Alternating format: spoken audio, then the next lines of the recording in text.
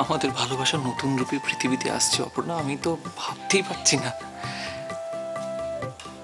আমি যে আজ কি খুশি তোমাকে কি করে বোঝাই বলো তো। I'm sorry. I'm sorry. একটা বাইরের লোক এখানে এসে থাকছে, ও যা যা বলেছে তুমি তাকে বিশ্বাস করে নিলে। কি করে বিশ্বাস করলে, কি করে জানলে যে ও সত্যি কথা বলছে? যদি বলি একটা মেয়ে বলে, ওর সাথে আমার প্রথম দেখা গঙ্গার ঘাটে। না কৃষ্ণ, যে মানুষটা মরতে যাচ্ছিল সে কখনো মিথ্যে কথা বলতে পারে না, কখনো না। তুমি জানো, তুমি বাড়ি ফেরার আগে আমি ওকে ভরসা দিয়েছিলাম, বলেছিলাম যে তুমি দেখো ও বাড়ি ফিরে ঠিক তোমার স্বামীকে খুঁজে এনে দেবে। আমি কখনো ভাবিনি তুমি এইভাবে কথা বলবে। দেখো, ভুল যদি কিছু হয়ে থাকে তাহলে সেটা আমার, কারণ আমি ওকে জোর করে এখানে রেখেছি। তাই রাগ যদি হয়ে থাকে তোমার, সেটা আমার উপর দেখিও প্লিজ।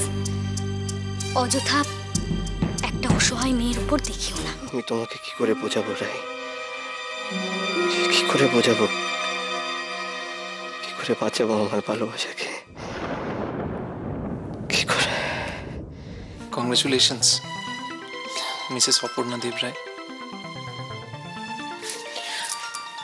ভাবতে পারছো, ভাবতে পারছো আমাদের সন্তান আসছে এই পৃথিবীতে।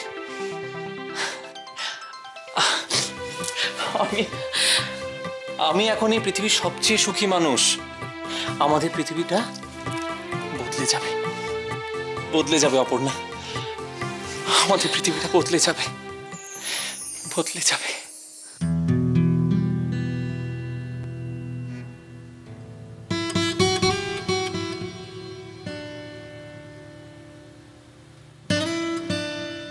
আমি তোমাকে বলেছিলাম না যে আমি খুব গরিব ঘরের ছেলে, বইয়ের দোকানে একটা সাধারণ চাকরি করি।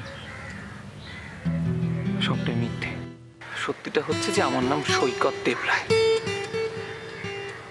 আমি ডক্টর দিবাকর দেব রায়ের বড় ছেলে। কেন আমার সাথে এরকম করলে বলো তো? কেন? আমি তোমার কোনো ক্ষতি করেছিলাম? করিনি না। অপর্ণা প্লিজ। অপর্ণা, তুমি আমার আগে কাকে বিয়ে করতে চেয়েছিলে? আমাদের সবাইকে সত্যি কথাটা বলো প্লিজ। অপর্ণা বলো। আমি সৈকতকে ভালোবেসে বিয়ে করতে চেয়েছিলাম। আমি সৈকতকে বিয়ে করতে চেয়েছিলাম, কিন্তু কি বলবে? তুমি আমাকে এখন ভালোবাসো অপর্ণা?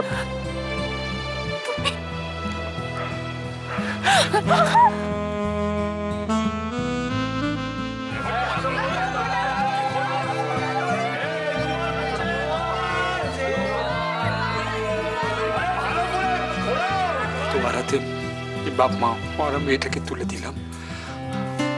ওকে তুমি ভালো রেখো, কষ্ট দিও না। অপর্ণা মায়ের কোনো কষ্ট হবে না। ও আমার বাড়িতে রাজরানী হয়ে থাকবে। ও তো আমার বাড়িতে বউ হয়ে যাচ্ছে না, মেয়ে হয়ে যাচ্ছে।